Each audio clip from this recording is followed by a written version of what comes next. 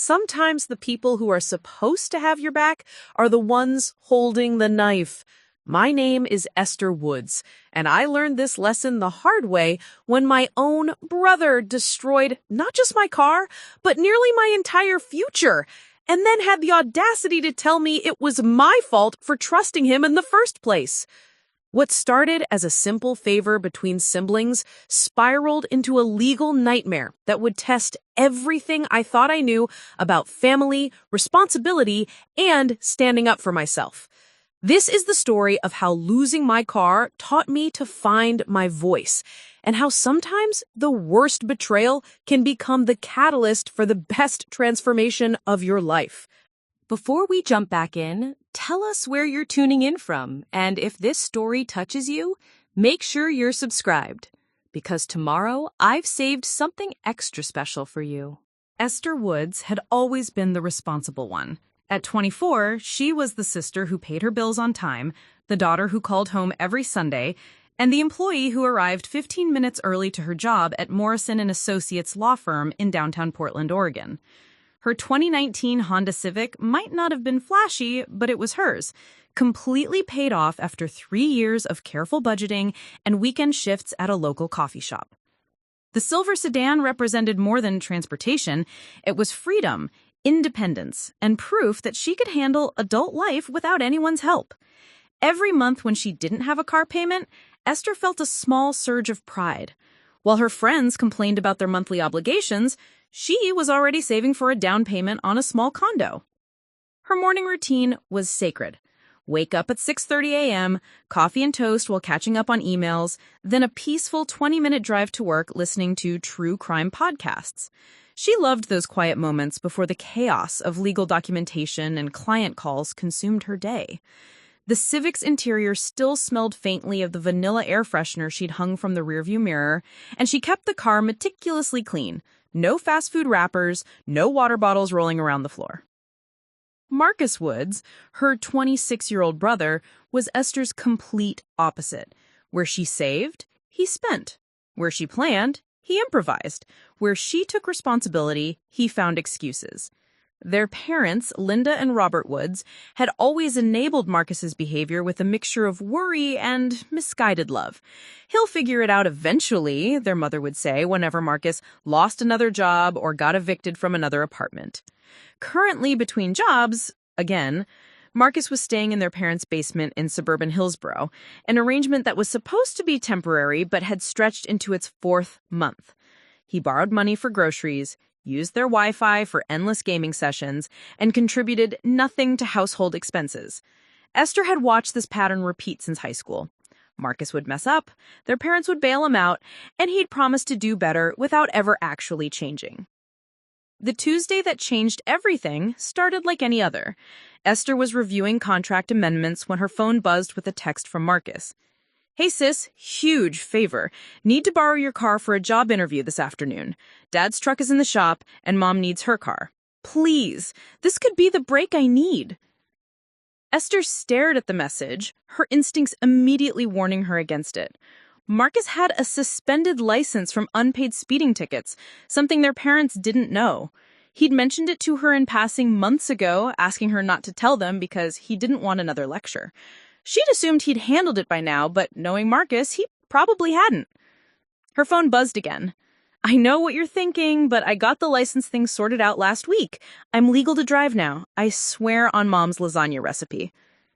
The reference to their mother's legendary lasagna recipe, something she guarded like a state secret, was Marcus's way of signaling he was being completely honest.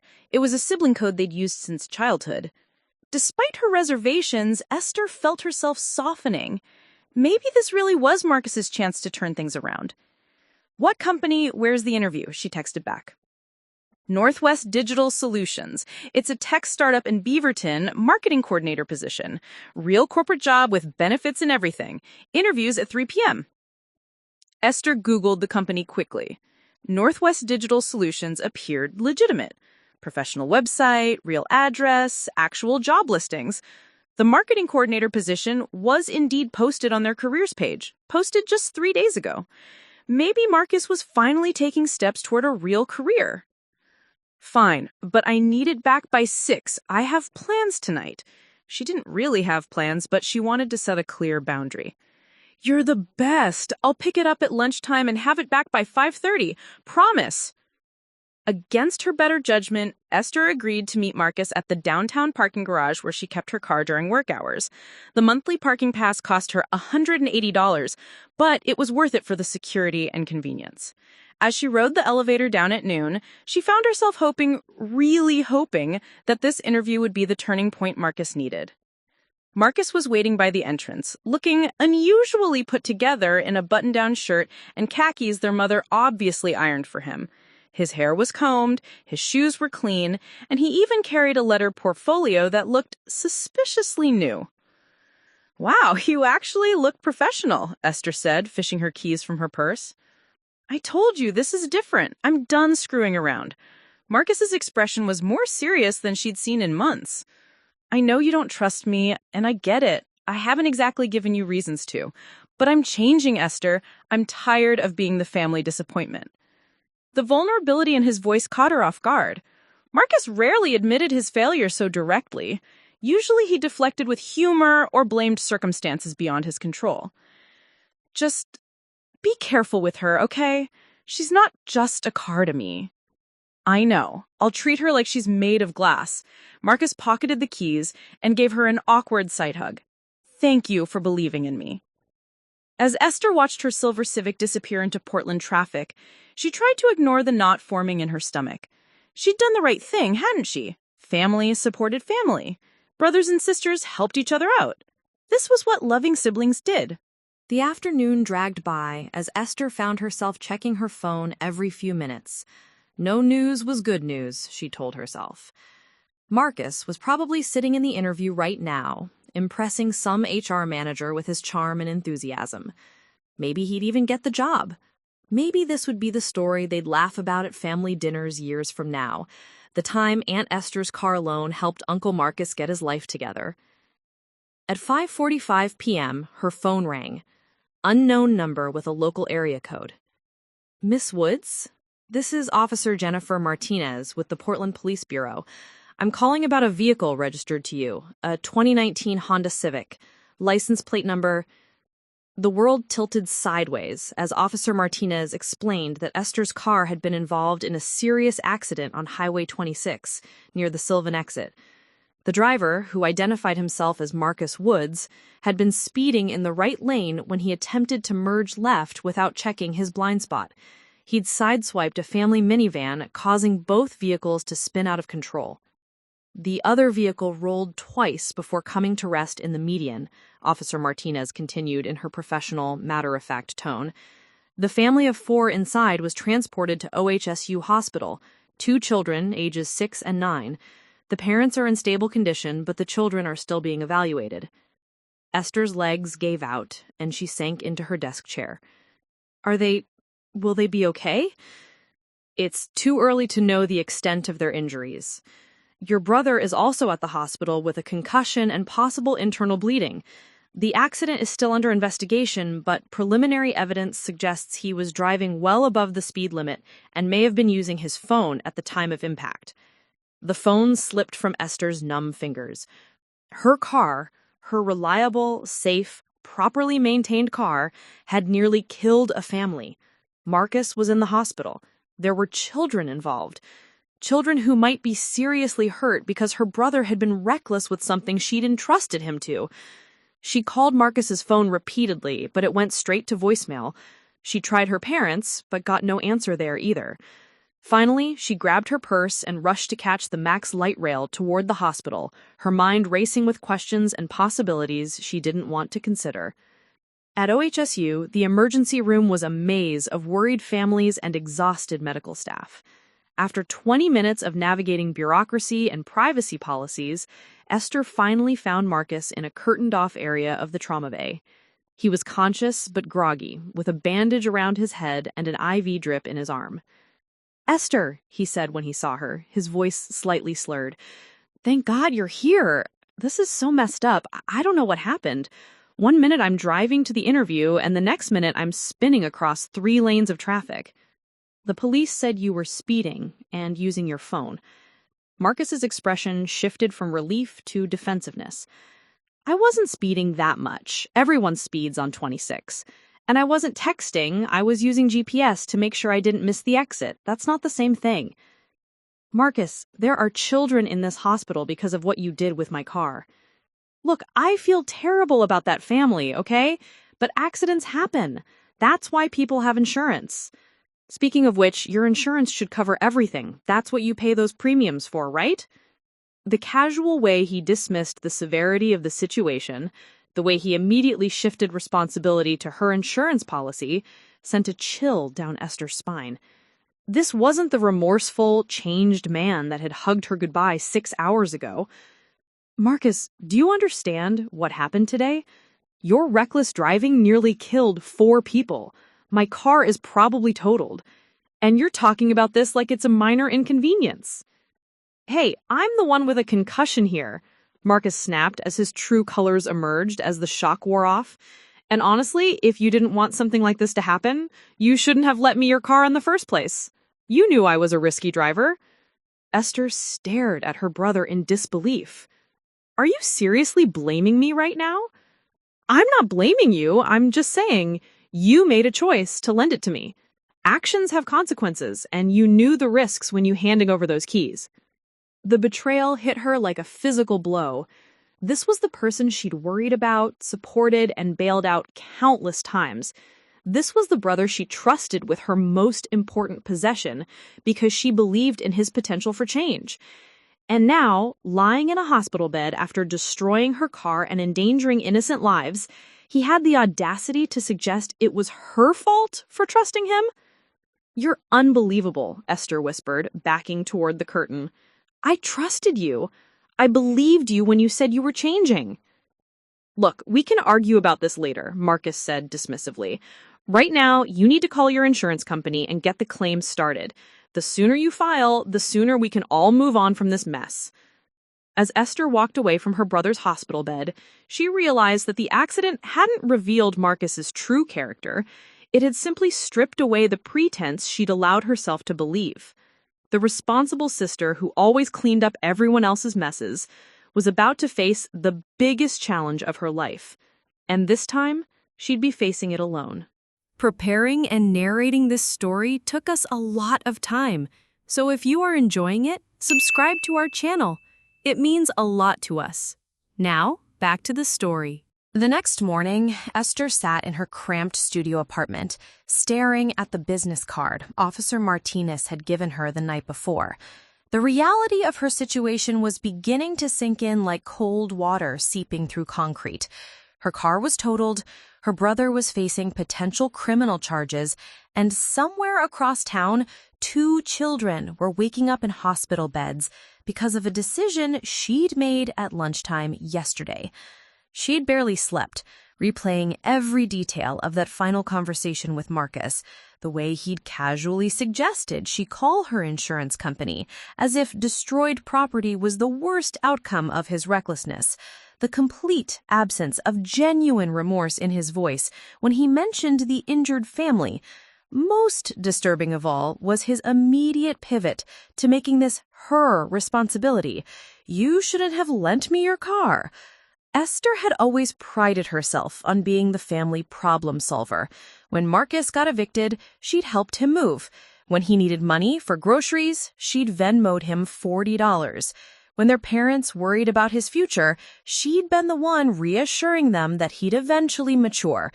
But sitting alone in her apartment, surrounded by the carefully organized life she'd built, she began to question whether her help had actually been harmful. Her phone buzzed with a text from her mother. Honey, your father and I are at the hospital with Marcus. The doctors say he'll be fine, but we need to talk about next steps. Can you meet us here at 10 a.m.? Next steps. As if this were a family planning session rather than the aftermath of a serious accident that could have killed 4 people. Esther typed and deleted several responses before settling on, I'll be there. The MAX train to the hospital gave her 30 minutes to think, and she used the time to research traffic laws on her phone. What she discovered made her stomach churn.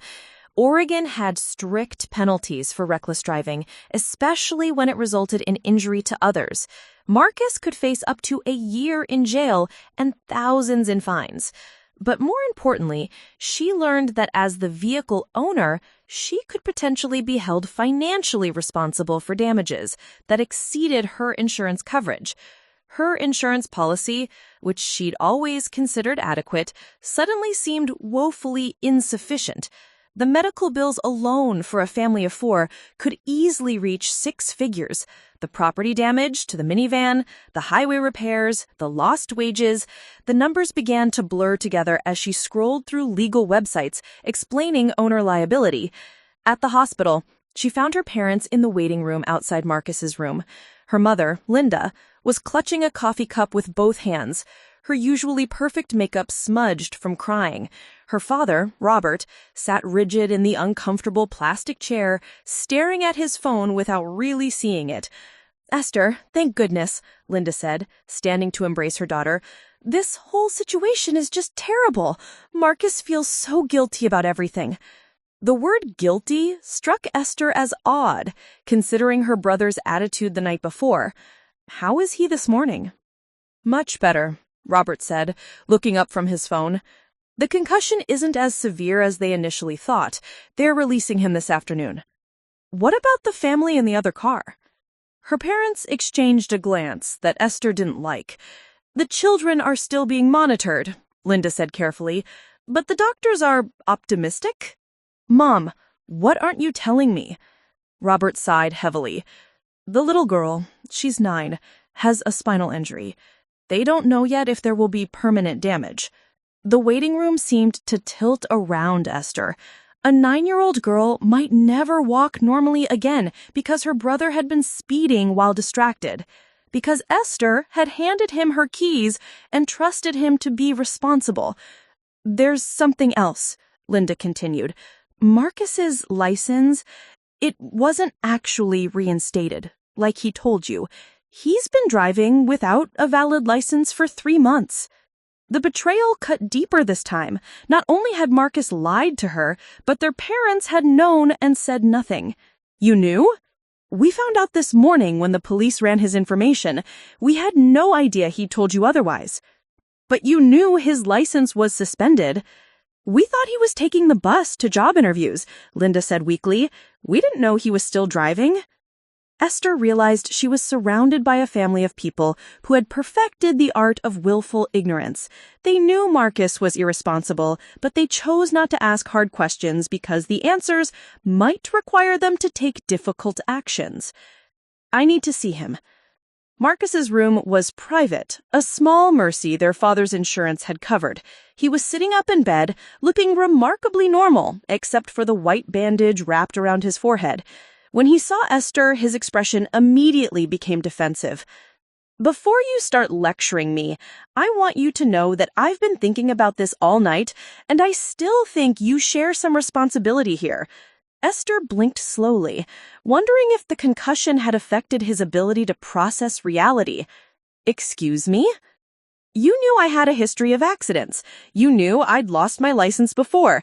When you handed me those keys, you were basically enabling my bad behavior."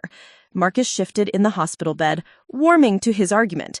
"If you'd said no, if you'd forced me to find another way to get to that interview, none of this would have happened." "So this is my fault because I didn't protect you from your own poor choices?" "I'm not saying it's your fault." Marcus backpedaled slightly. "I'm saying we both made mistakes here. You trusted someone you shouldn't have trusted. And I had an accident."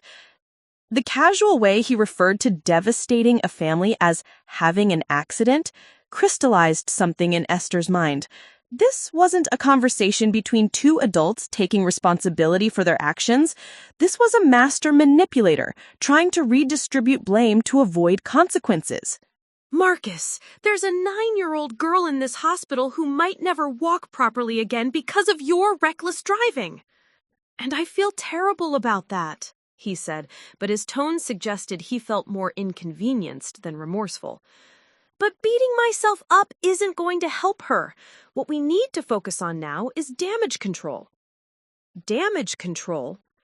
Your insurance will cover most of the medical bills and property damage.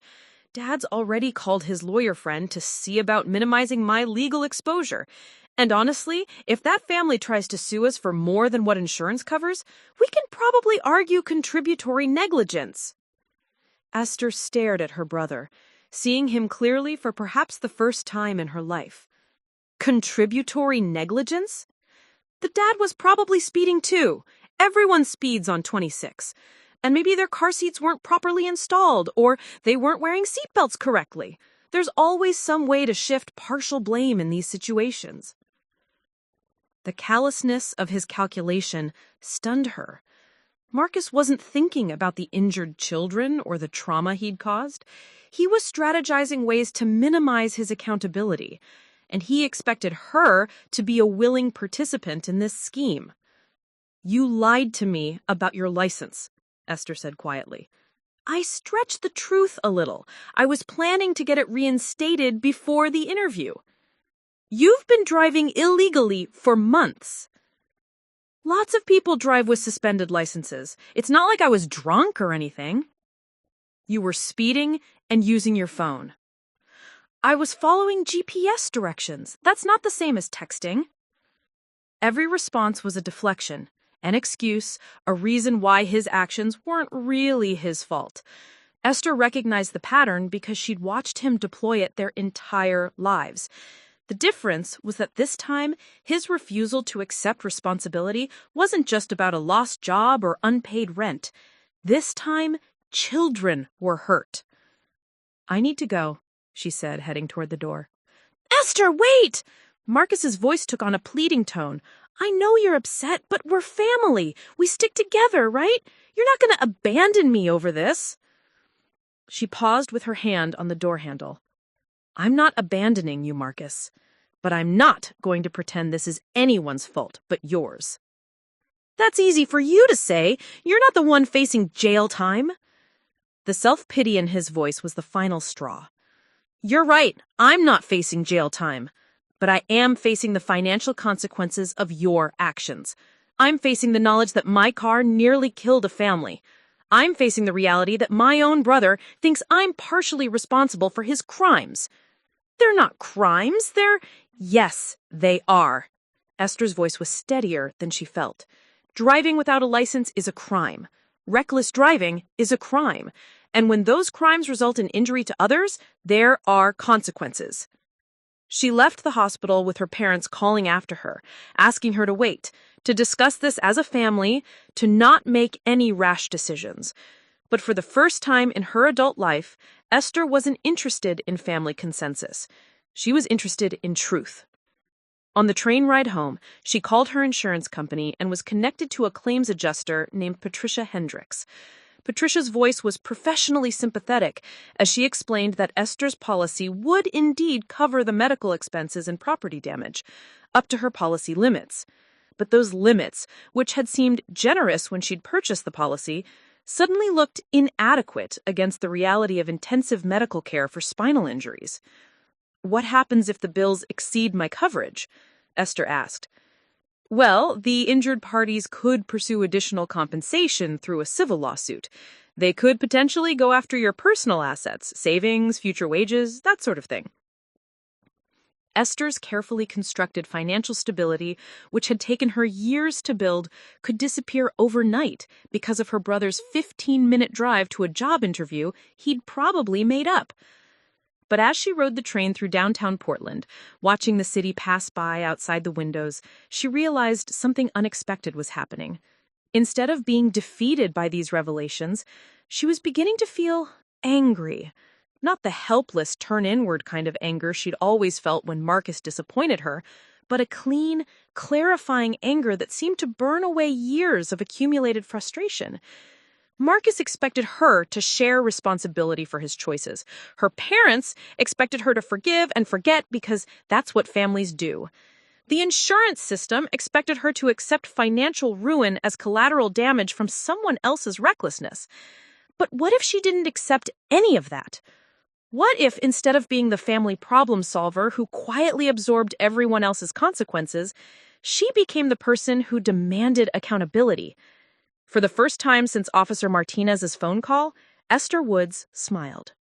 Esther spent the weekend researching everything she could about personal liability, reckless driving laws, and insurance fraud. What she discovered in the depths of legal databases and victim advocacy websites fundamentally changed how she viewed her situation. She wasn't just an unfortunate victim of her brother's poor choices. She was potentially complicit in a pattern of enabling that had culminated in serious harm to innocent people.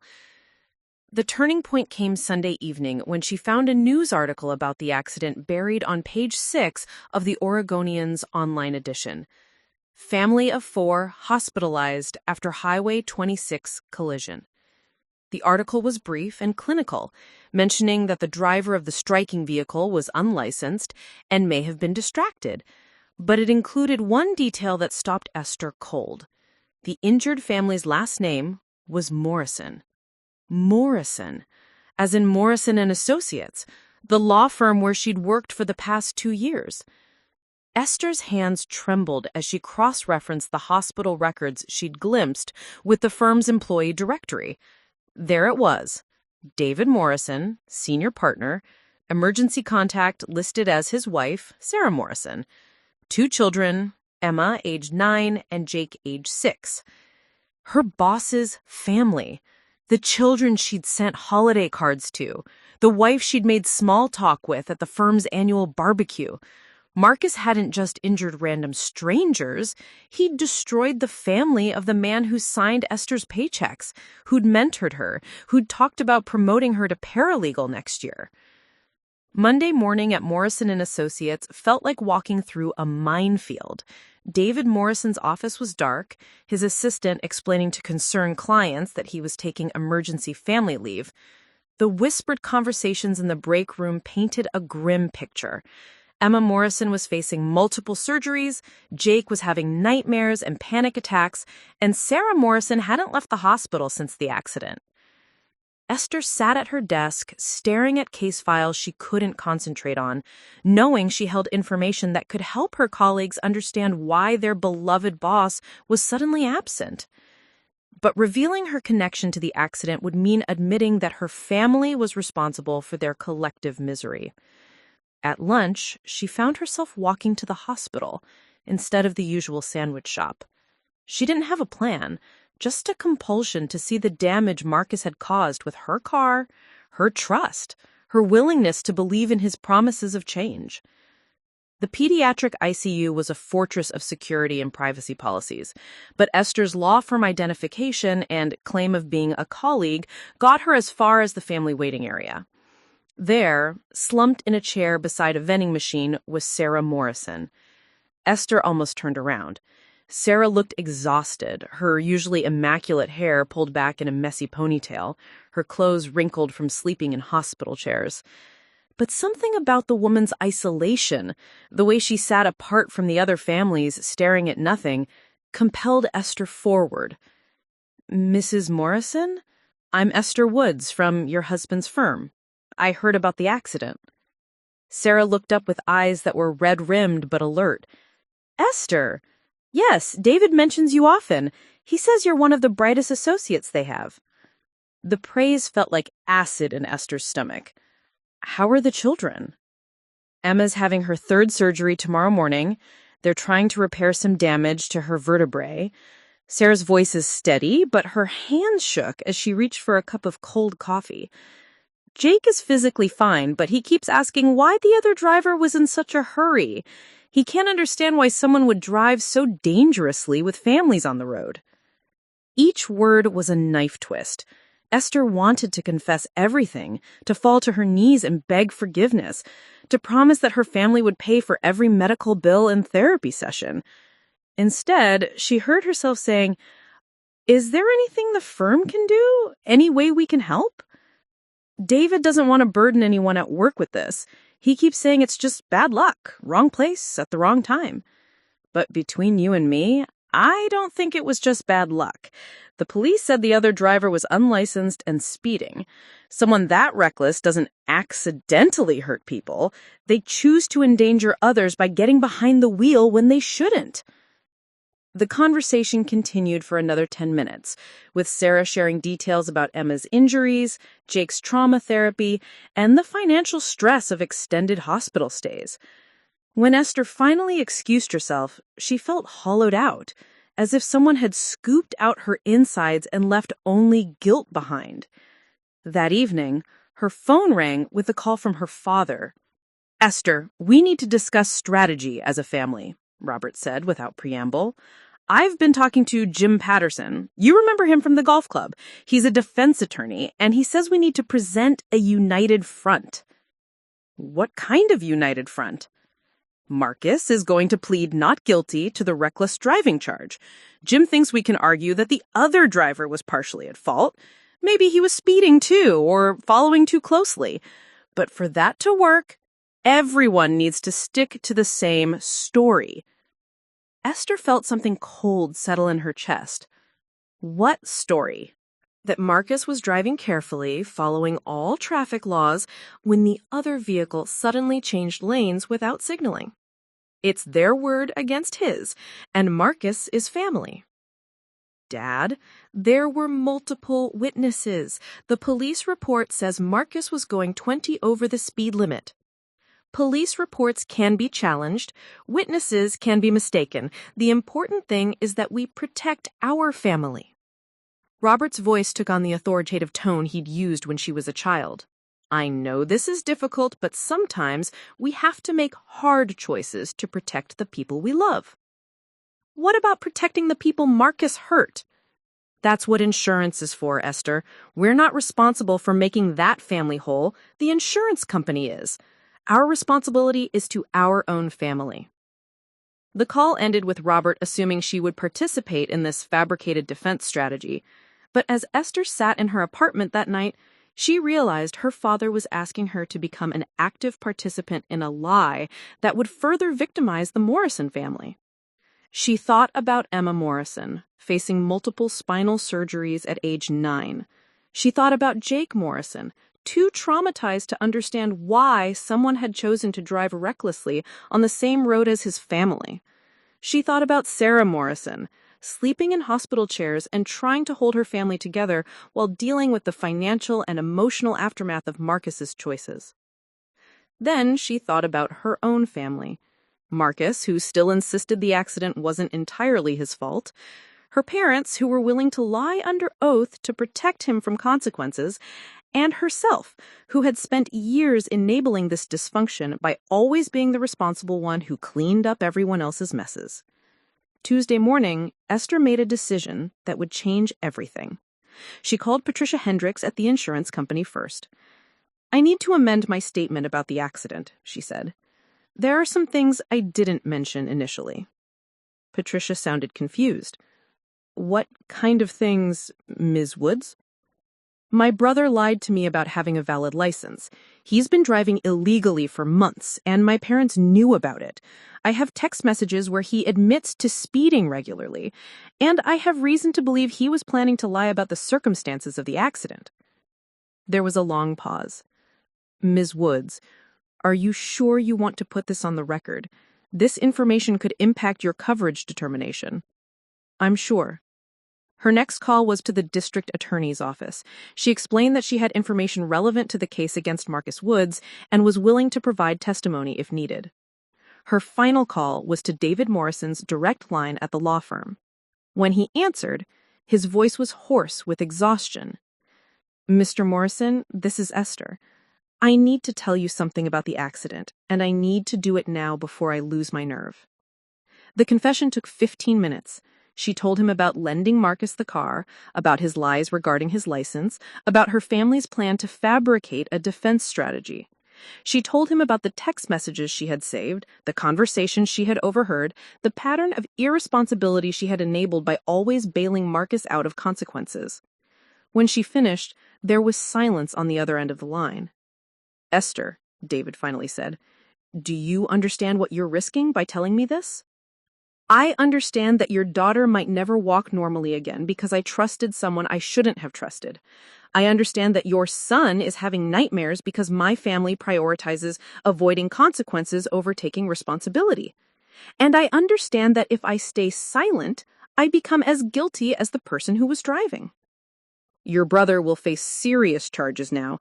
Your family will likely face a significant civil lawsuit. You could lose everything.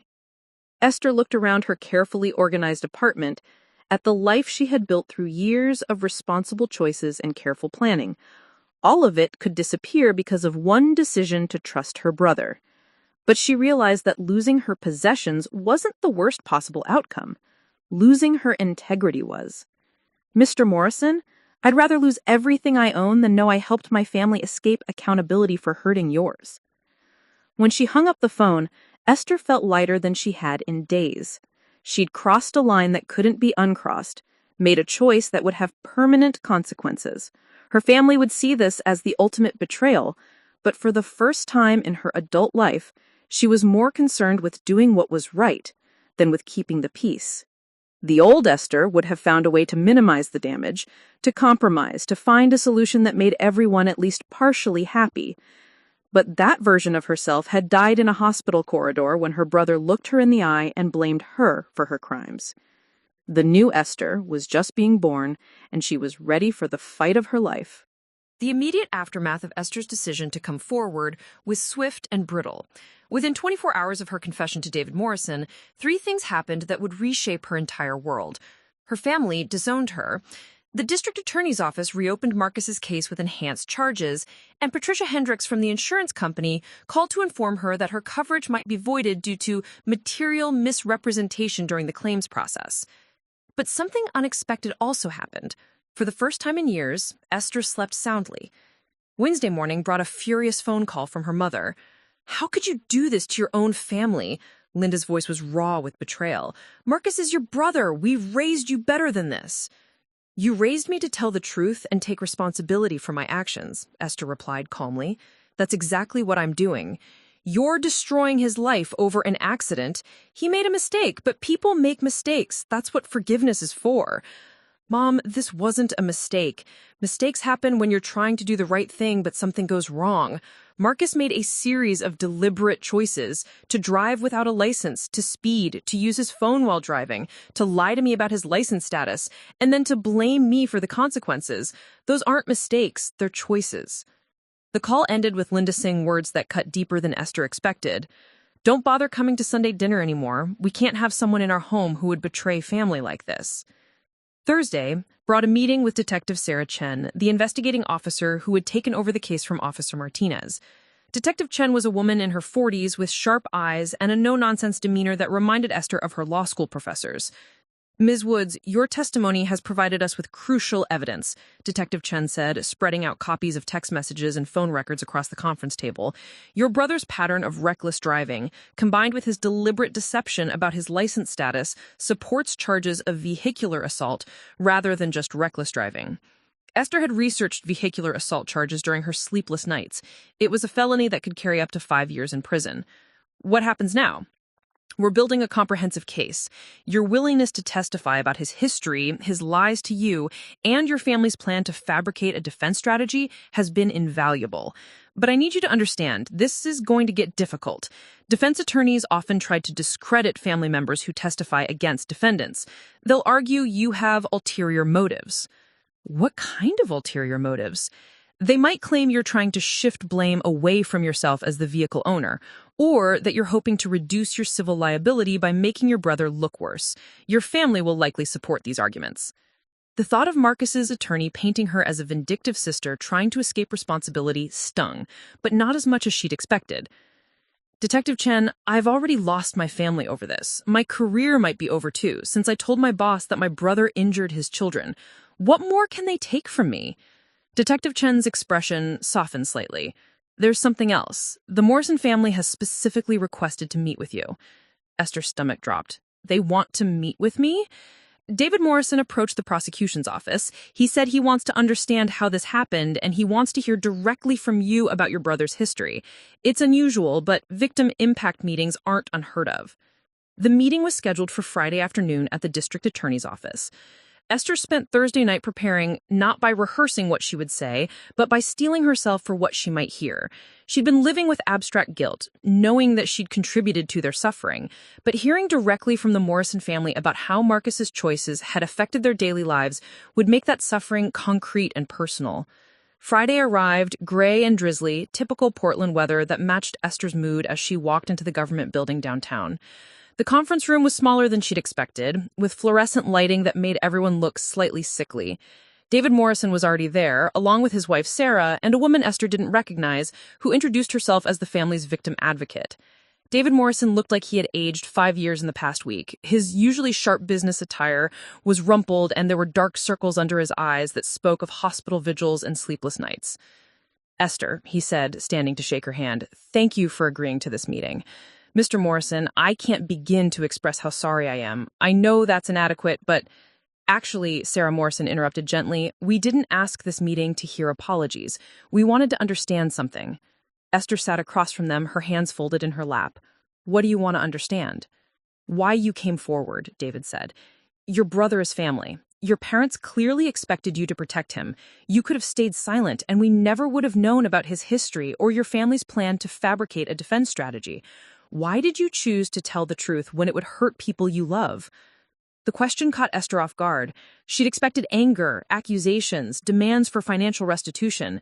She hadn't expected curiosity about her motivations. "Because staying silent would have hurt people I don't even know," she said finally. "Your family. When I realized that my brother had injured your children and was planning to lie about it in court, I couldn't live with being complicit in that." Sarah leaned forward. "Tell us about your brother's history. Help us understand how someone gets to the point where they're willing to drive recklessly with other people's lives at stake." For the next hour, Esther found herself telling the Morrison family everything. Marcus's pattern of irresponsibility dating back to high school, the suspended license incidents, the family's cycle of enabling his behavior by always bailing him out of consequences, her own role in perpetuating the pattern by being the responsible sister who cleaned up his messes. "I thought I was helping him by being supportive," she admitted, "but I realize now that I was actually preventing him from learning to be accountable for his actions. Every time I covered for him or gave him another chance, I was teaching him that his choices didn't have real consequences." David Morrison nodded slowly. "And when you lent him your car?" "I wanted to believe he was finally changing. I wanted that so badly that I ignored obvious red flags. But wanting someone to change and actually holding them accountable for change are two different things."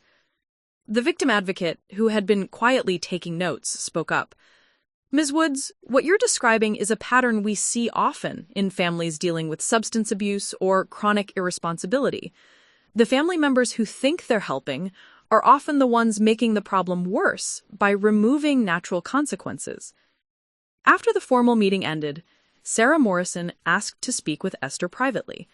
They walked to a small cafe near the courthouse, where Sarah ordered coffee for both of them, despite Esther's protests that she didn't deserve the kindness.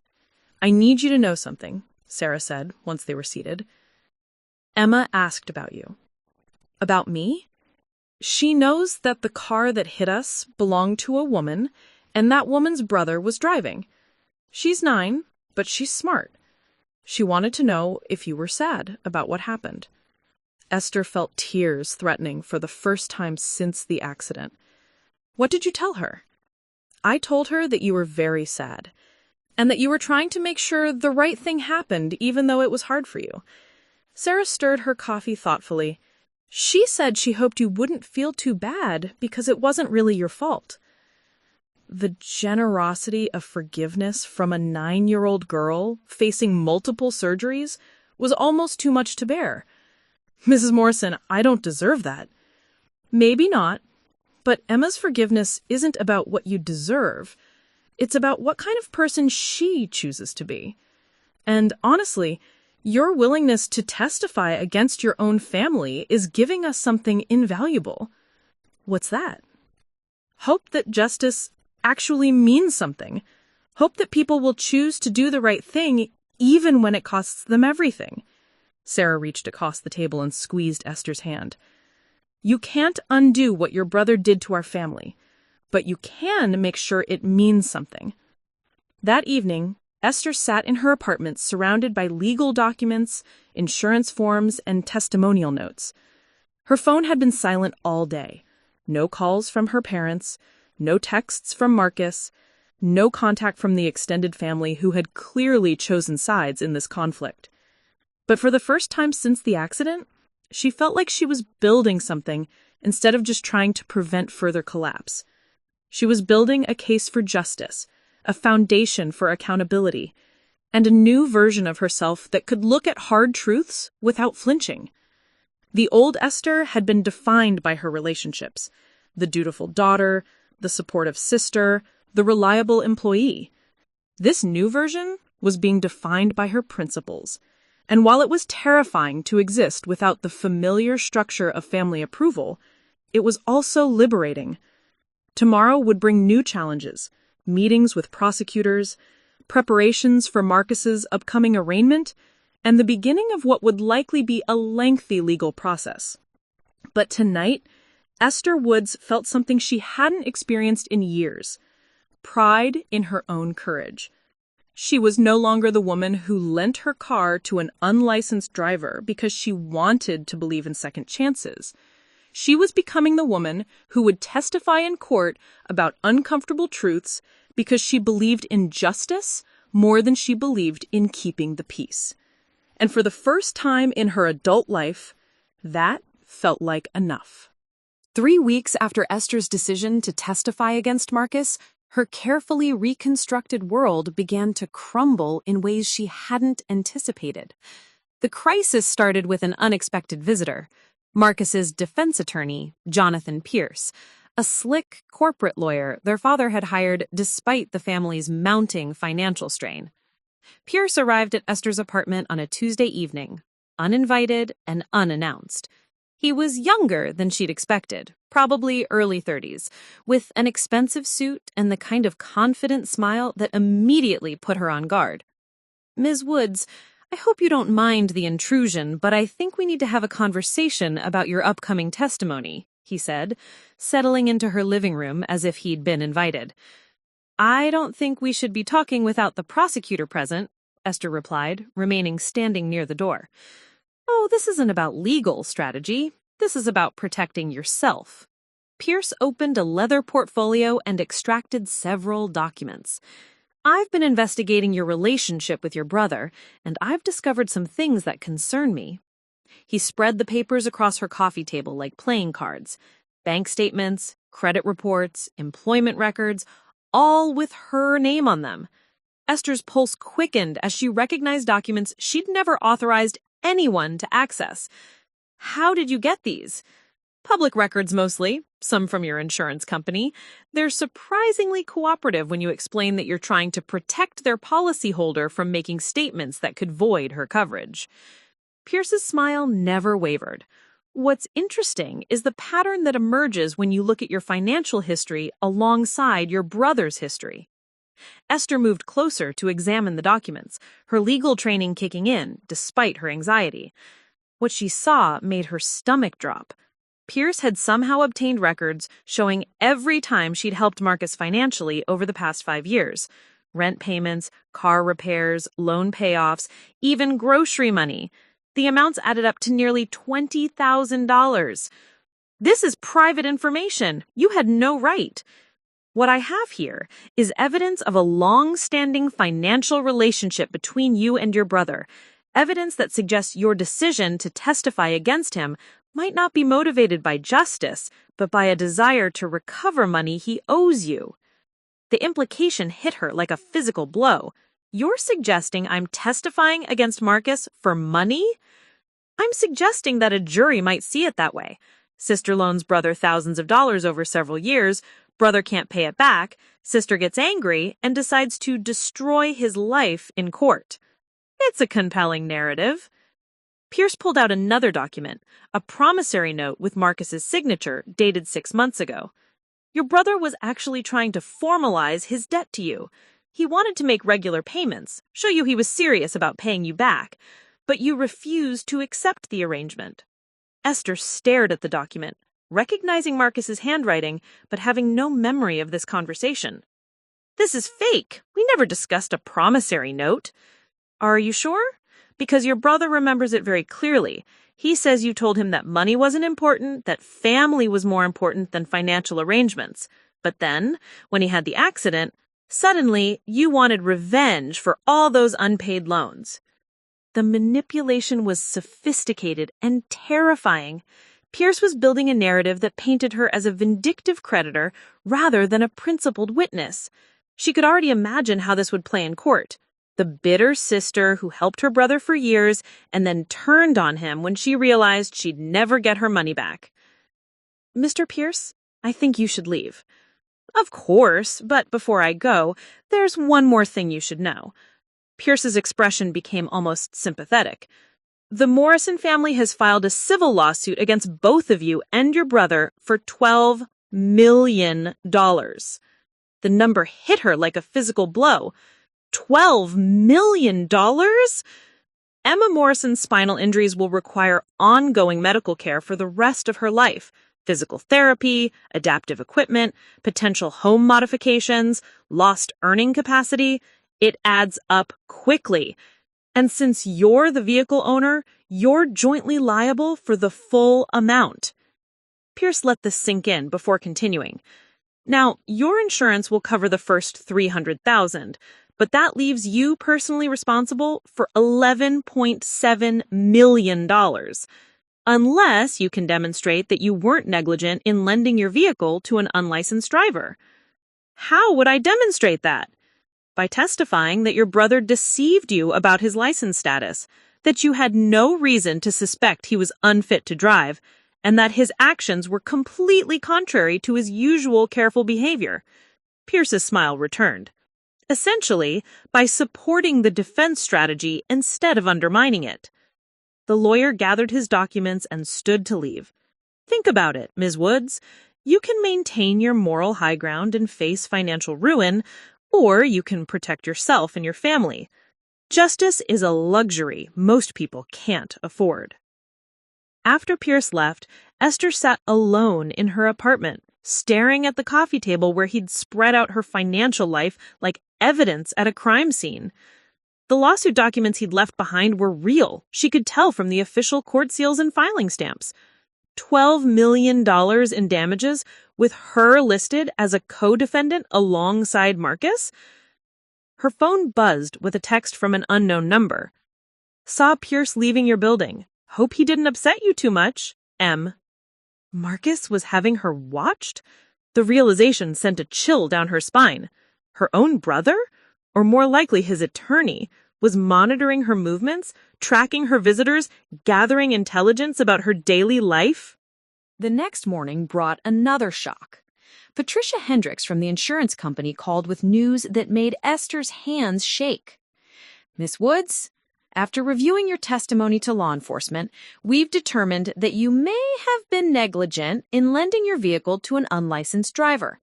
As a result, we're conducting a formal investigation into whether your policy covers this incident." "But I didn't know he was unlicensed. He lied to me." "That's what we're investigating. However, our preliminary findings suggest you may have had constructive knowledge of your brother's driving record. We found evidence of previous incidents where you provided financial assistance for traffic violations." Esther's mind raced. "What previous incidents?" 3 years ago, you transferred $500 to your brother with a memo line reading speeding ticket. 2 years ago, another $300 for what appears to be a parking violation. Last year, $600 for what our investigators believe was a license reinstatement fee. Each transaction came back to her as Patricia spoke.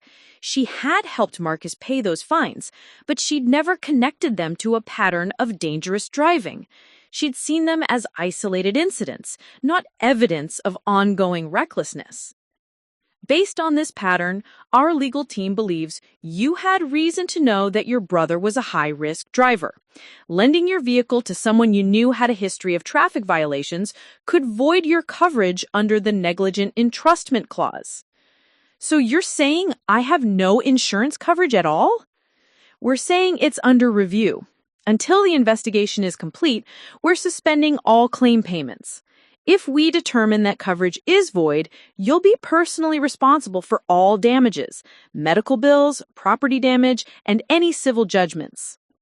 The call ended with Patricia promising a decision within 30 days, but Esther knew the insurance company's incentive was to deny coverage if they could find any legal justification. $12 million was exactly the kind of massive payout that insurers fought tooth and nail to avoid. That afternoon brought the cruelest blow of all. David Morrison called her personally. "Esther, I need to ask you something, and I need you to be completely honest with me." "Of course, Mr. Morrison." "Did you know about your brother's history of traffic violations when you lent him your car?" The question hung in the air like an accusation. "I knew he'd had some tickets, but I didn't think—" "You knew he'd had tickets and you lent him your car anyway?" "Mr. Morrison, they were just speeding tickets. I didn't know his license was suspended. I didn't know he was as reckless as—" "Esther." David's voice was quiet but firm. "My wife and I have been discussing this lawsuit. Initially, we weren't planning to pursue damages against you personally. We understood that you were deceived by your brother. But if you knew he had a history of violations and lent him your car anyway—" The implication was clear. The Morrison family's sympathy for her was conditional on her complete innocence. If she'd had any knowledge of Marcus's driving problems, they would pursue her for the full $12 million, with the same determination they'd pursue Marcus.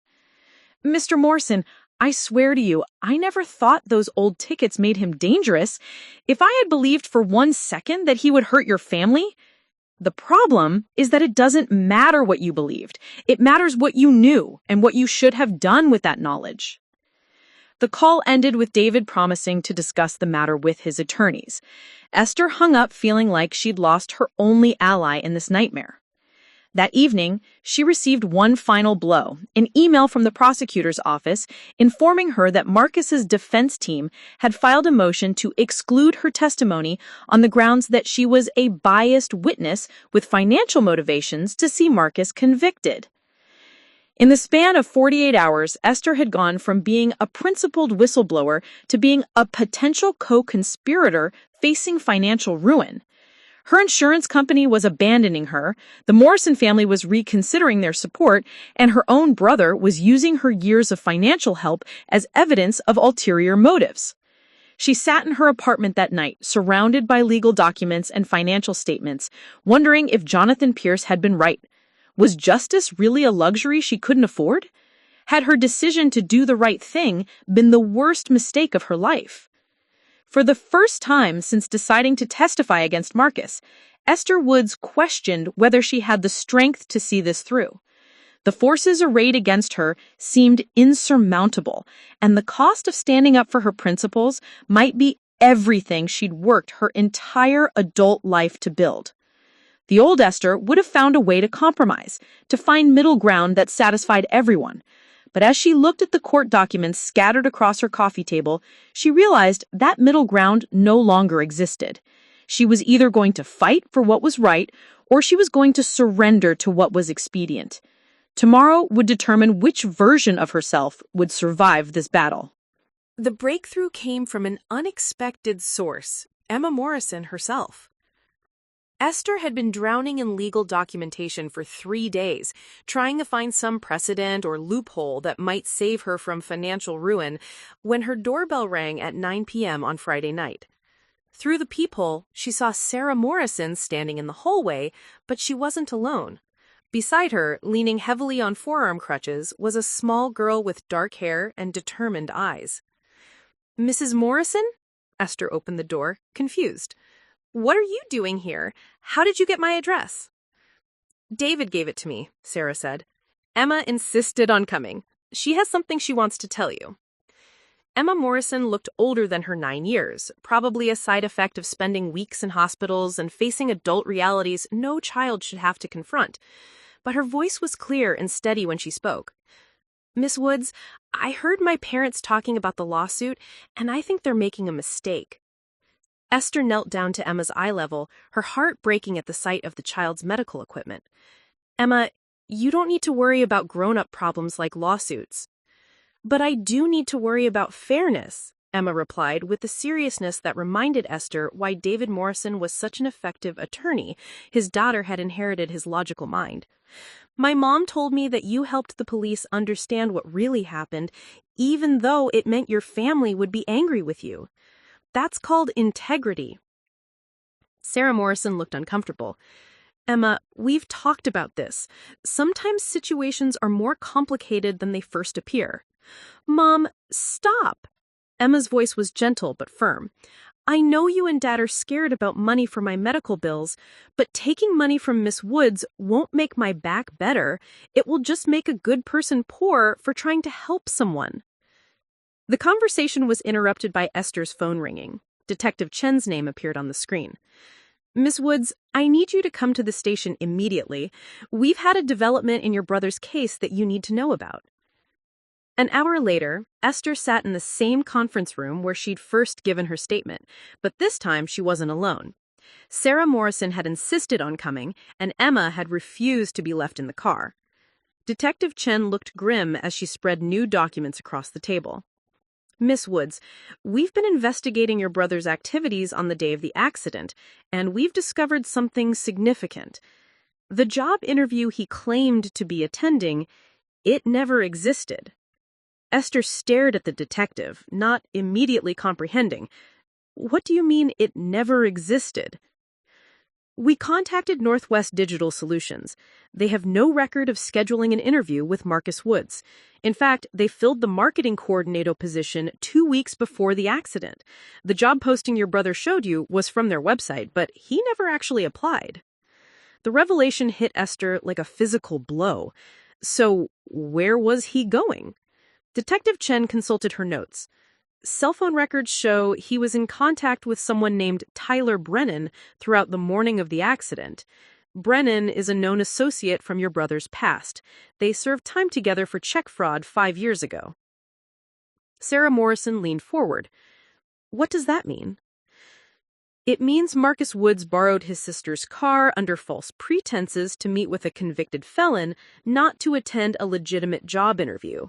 We've since discovered that Brennan runs an illegal gambling operation out of a warehouse in Beaverton. Your brother owed him money." The pieces fell into place with sickening clarity. Marcus hadn't been rushing to a job interview when he caused the accident. He'd been rushing to pay off a gambling debt. The speeding, the phone use, the reckless driving, it had all been because he was late for a meeting with someone who probably didn't accept excuses.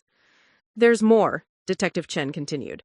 "The promissory note that Marcus's attorney showed you, we had a handwriting expert examine it. It's a forgery. Marcus created it after the accident to support his narrative that you were motivated by money." Esther felt the room spinning around her. Every assumption she'd made about that day had been wrong. Marcus hadn't been trying to turn his life around. He'd been deeper in trouble than ever.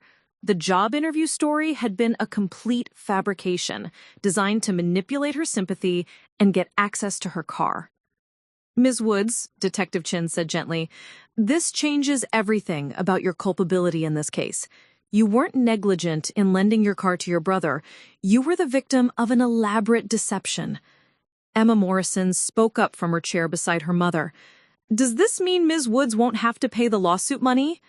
Detective Chin looked to Sarah Morrison, who was staring at the documents with an expression of dawning understanding. "Sarah," Detective Chin said, "your husband needs to see this evidence. The civil case against Ms. Woods may not be viable given these new facts."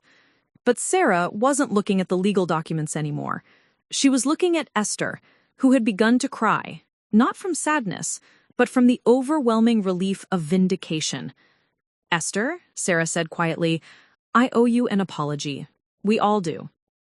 The drive back to Esther's apartment was quiet, except for Emma's occasional questions about legal procedures. When they arrived, Sarah walked Esther to her door. "I need you to know something," Sarah said. "Even before we found out about the gambling debt and the fake interview, Emma was right. What we were doing to you wasn't justice. It was just spreading the harm around. Mrs. Morrison, You were trying to protect your family. I understand that. No, you don't understand, Sarah replied firmly. We were punishing you for your brother's crimes because it was easier than accepting that sometimes bad things happen to good people for no reason. We wanted someone to blame who could actually pay, even if they weren't actually responsible.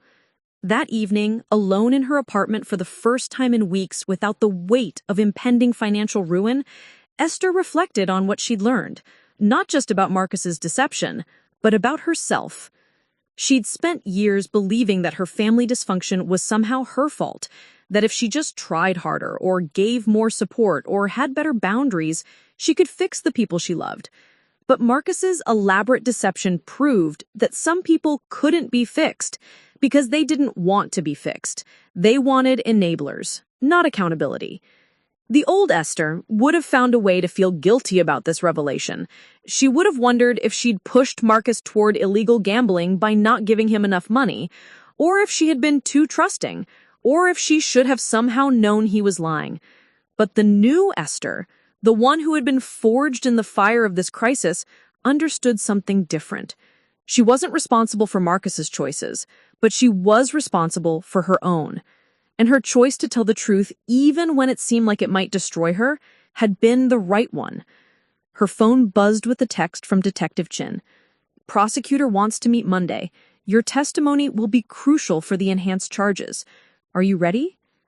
Esther looked around her apartment, at the legal documents scattered across her coffee table, at the life she'd built through her own effort and integrity, at the future she was finally free to define on her own terms. She typed back, I'm ready. For the first time since lending Marcus her car keys, Esther Woods felt like she knew exactly who she was and what she stood for, and that person was strong enough to face whatever came next. Marcus Woods' trial began on a crisp October morning, 6 months after the accident that had changed everyone's lives. The courthouse steps were crowded with reporters who had caught wind of the unusual case. A brother and sister on opposite sides of a vehicular assault trial, with gambling debts, forged documents, and a family torn apart by questions of loyalty versus justice. Esther wore her best navy suit, the one she'd bought for job interviews fresh out of college, when she thought success meant climbing corporate ladders and earning her family's approval. Now, as she climbed the courthouse steps with Detective Chen and prosecutor Angela Martinez, she understood that real success meant something entirely different. The courtroom was packed. In the front row sat David and Sarah Morrison with Emma, who had insisted on attending despite her parents' reservations. She was walking with just a single cane now, her recovery progressing better than doctors had initially hoped. Behind them sat Tyler Brennan, the gambling operator who had been granted immunity in exchange for testimony about Marcus's debts and erratic behavior leading up to the accident. On the defense side, Esther's parents sat rigid and furious, flanked by Jonathan Pierce and his team of associates.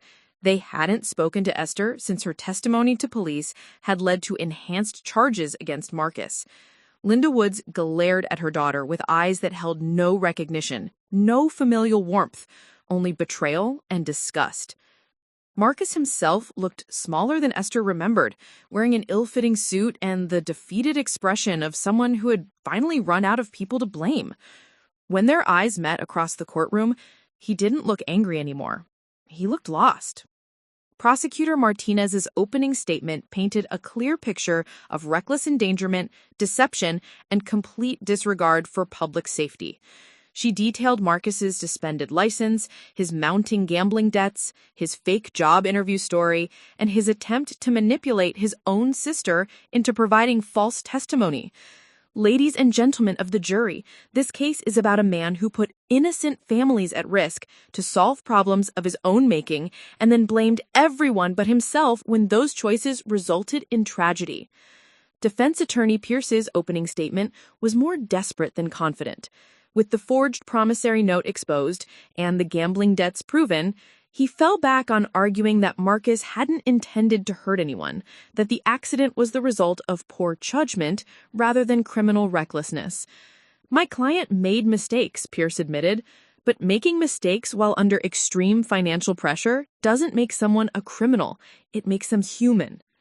Esther's testimony came on the second day of trial. Walking to the witness stand, she felt the weight of 6 months of preparation, soul-searching, and family destruction. But she also felt something she'd never experienced before, complete certainty that she was doing the right thing.